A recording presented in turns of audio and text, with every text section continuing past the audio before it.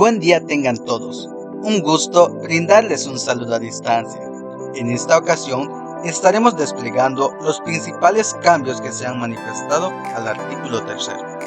El curso lleva por nombre Habilidades Docentes para la Nueva Escuela Mexicana, a cargo del docente Dankeli Toledo Díaz.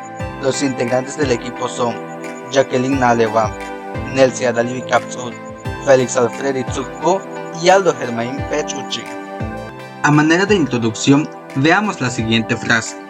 La educación es el arma más poderosa que puedes usar para cambiar el mundo.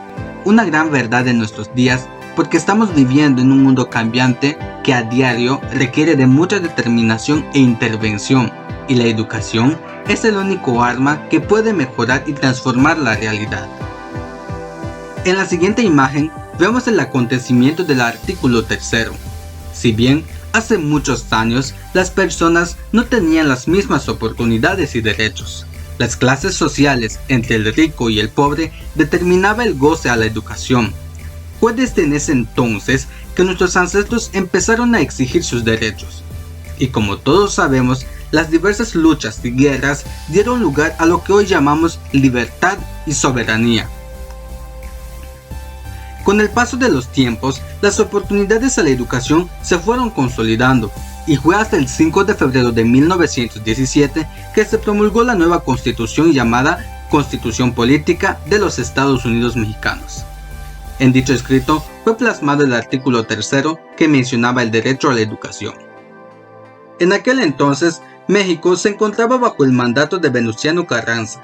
El argumento mencionaba la libertad a la enseñanza, la impartición gratuita de la misma y la negación de las participaciones religiosas en estos procesos de enseñanza. 17 años más tarde, Lázaro Cárdenas promulgó un nuevo cambio a este mismo artículo, basado en una orientación socialista y la obligatoriedad de la educación primaria. Su mirada era un poco diferente, pero sí muy buena, ya que impulsaba la igualdad social que beneficiaría a cada integrante del país. Además, dicho cambio exigía el respeto al mismo artículo, asignaba al Estado la formación ejemplar de cada uno de los planes y programas, asimismo la prohibición funcional de los planteles que no hayan recibido permiso alguno para desarrollarse en el medio público. Tiempo después, en 1946, Miguel Alemán Valdés reformó de nueva cuenta el artículo 3, basándose en la unidad nacional, el laicismo tolerante y los valores nacionales. Demandaba el amor a la patria, así como la democracia, la índole nacional y la contribución de la misma a una mejor convivencia humana. Además, mostraba de manera repetida ciertos puntos específicos como la educación gratuita, la validez oficial efectuada en los planteles particulares, entre otros. En 1980, el presidente José López Portillo modificó nuevamente lo que es el artículo 3 y se basó en autonomía universitaria. En este tiempo el presidente mantenía las mismas ideologías que en el 1946, pero sin embargo añadió 2 puntos más, que son los siguientes. Dice que las universidades y las demás instituciones de educación superior a los que la ley otorgue autonomía tendrán la facultad y la responsabilidad de gobernarse a sí mismas. El punto número 2 dice: el Congreso de la Unión, con el fin de unificar y coordinar la educación en toda la República, expedirá las leyes necesarias destinadas a distribuir la función social educativa entre la Federación, los estados y los municipios. En 1992, Carlos Salinas de Gortari como presidente se modificó el artículo 3 nuevamente y la reforma se basó en no laicismo en escuelas privadas. Mantenía la misma ideología que en el año 1946, sin embargo, él añadió los siguientes puntos. Punto número 1 dice: garantizada por el artículo 24 la libertad de creencias, dicha educación será laica y por lo tanto se mantendrá por completo ajeno a cualquier doctrina religiosa. El inciso número 2 dice: el criterio que orientará a esa educación Se basará en los resultados del progreso científico, luchará por la ignorancia y sus efectos, las servidumbres, los fanatismos y los prejuicios. En 1992, Carlos Salinas de Gortari como presidente modificó el artículo 3 nuevamente. La reforma se basó en el no laicismo en las escuelas privadas. Parte de lo establecido también nos dice que los particulares podrán impartir educación en todos sus tipos y grados, siempre y cuando cumplan con los fines y criterios que establecen en el primer párrafo y la fracción segunda del presente artículo. En el Estado podrán retirar discrecionalmente en cualquier tiempo el reconocimiento de validez oficial a los estudios hechos en planteles particulares. La educación primaria será obligatoria, tanto como gratuita, toda la educación que en el Estado se imparte. El 5 de marzo de 1993, nuevamente se vuelve a realizar otra modificación. Esta vez, la reforma se basó en derecho a la educación y obligatoriedad de la educación secundaria.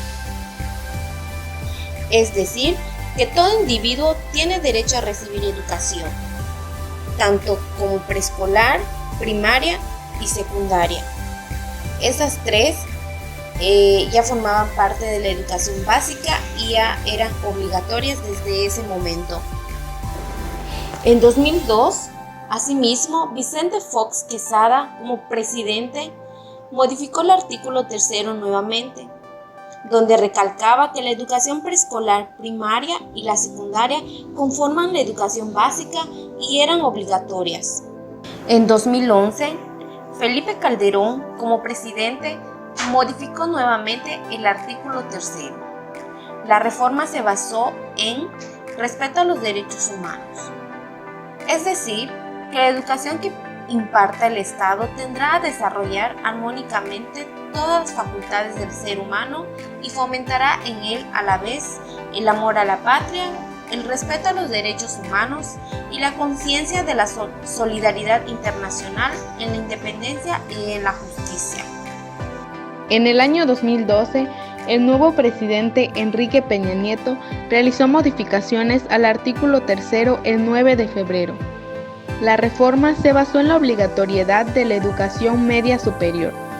De esta forma, el Estado promoverá y atenderá todas las modalidades educativas, apoyando la investigación científica y tecnológica. El 26 de febrero del 2013 se realizó otra modificación que consiste en proporcionar una calidad educativa obligatoria, garantizando el máximo logro de los aprendizajes de los educandos mediante los materiales y métodos educativos, la organización escolar, la infraestructura educativa y la idoneidad de los docentes y directivos. El presidente Enrique Peña Nieto realizó su última modificación al artículo 3 el 29 de enero del 2016. Esta modificación fue en cuanto a la redacción de dicho artículo, ya que no se refería al individuo, sino a una persona, es decir, que toda persona tiene derecho a recibir educación.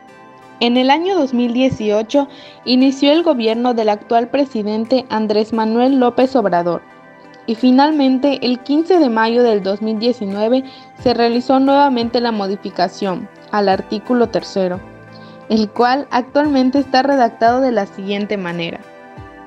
Artículo 3.